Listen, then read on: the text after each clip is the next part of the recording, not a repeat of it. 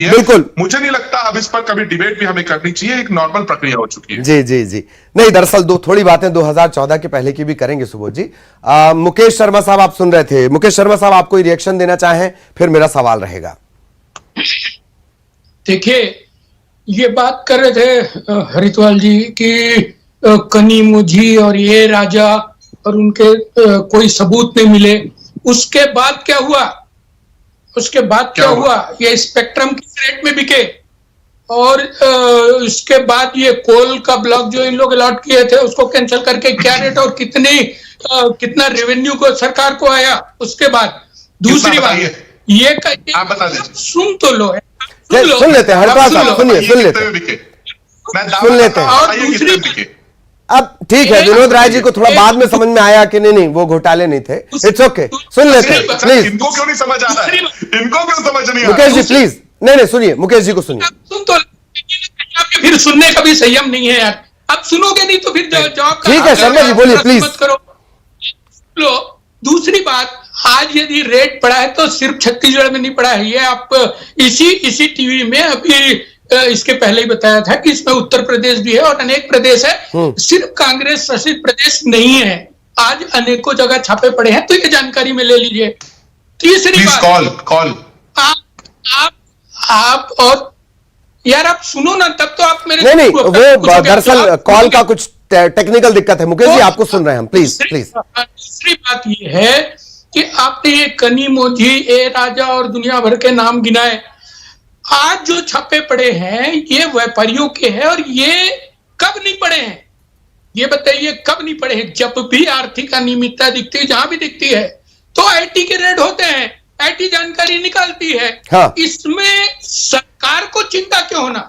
सरकार को भयभीत क्यों होना? क्यों सरकार चिंतित हो रही है? तो कहीं ना कहीं मुझे समझ में नहीं आ रहा है कि सरकार इसको लेके क्यों चिंतित हुई है। यदि एक शराब कारोबारी के यहाँ छापा पड़ता है, एक बिल्डर के यहाँ छापा पड़ता है, उनकी आर्थिक अनियमितता दिखती है, तो उसमें सरकार को बहुत ज्यादा चिंतित होने की आवश्यकता नहीं है। और बात ये बता रहे थे कि कुछ प्रमाण नहीं मिले और कुछ नहीं हुआ, तो ये भी जब तुरंत सरकार में आते ही दुनिया भर के आरोप लगा के और अनेकों केस किए, एक भी केस का परिणाम आया हो? इनके द्वारा किए हुए बहुत सारे केस है, राजनेताओं पर, अधिकारियों पर बहुत सारे केस किए, एक का भी परिणाम अभी तक आया है क्या? तो सिर्फ प्रश्न उठाने से कुछ नहीं होता। और ये जो प्रक्रिया है, सामान्य प्रक्रिया है, तो ये खाली पहले से जो है भय व्यक्त करना कि सीबीआई आएगी, इसके बाद ईडी, यदि अनियमितता होगी तो ये सरकारी जो विभाग बने हुए हैं इनका उपयोग होगा और ये जानकारी निकालेंगे। अनियमितता दिखेगी तो निश्चित रूप से उस हिसाब से उनके ऊपर में कार्रवाई होगी। सुबोध जी रिएक्शन भी देना चाह रहे थे। सुबोध जी रिएक्शन भी देना चाह रहे थे, और बहुत अच्छी बात जो शर्मा साहब ने याद दिलाई।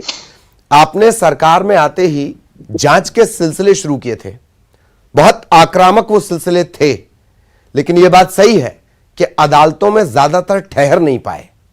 हरिद्वाल साहब देखिए, जिसको न्यायपालिका का सम्मान सब करते हैं।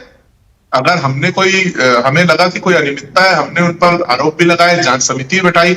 अदालत में ठहरना नहीं ठहरना न्यायपालिका पे निर्भर करता है। हमारा काम जनता के जो गाढ़े पैसे को, न्यायपालिका में ठहरना, न्यायपालिका में ठहरना ना ठहरना ये जांच पर निर्भर करता है।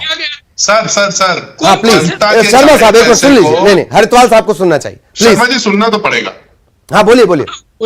जनता के गाढ़े पैसे को 15 साल से रमन और अमन की जोड़ी जिस तरीके से लूट रही थी, उस पर आरोप लगाना और उस पर साबित करना ये हमारा काम है और ये हम करके रहेंगे, उसमें कोई दिक्कत नहीं है। रही बात इनके अधिकारियों की और इनके नेताओं की, जिनके बारे में कह रहे हैं कि कोई टिक नहीं पाया, ज्यादा से ज्यादा लोग जमानत पर बाहर घूम रहे हैं। ये लोग कहते हैं ना हमारे केंद्रीय नेताओं के बारे में जमानत पर, आपके नेता और अधिकारी भी जमानत की जिंदगी जी रहे हैं।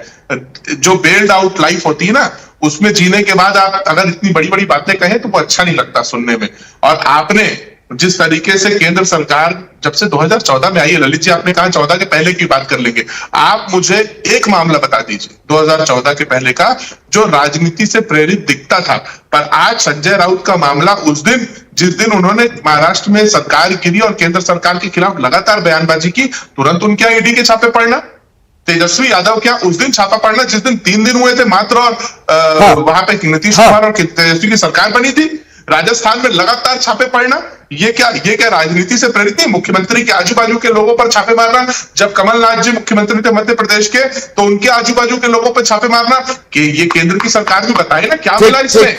सिर्फ और सिर्फ प्रताड़ना करने की एजेंसी बन गई है ईडी और आईटी, और इसके अलावा कोई नहीं बचा। इसके अलावा अगर कोई बच जाता है तो उसे सीबीआई के माध्यम से घेरते हैं, जैसे एक यूपी के एक बड़े नेता का मुंह इन्होंने सीबीआई के माध्यम से बंद कर दिया। वैसे ही ये लोग सोचते हैं कि सारे देश में ऐसा होगा। कांग्रेस इस चीज में झुकने वाली नहीं है। आपने 2014 का जिक्र भी किया, मैं पुराने मामलों पे नहीं जा रहा हूं, पुराने मामलों पे नहीं जा रहा हूं, अदालत तक की टिप्पणी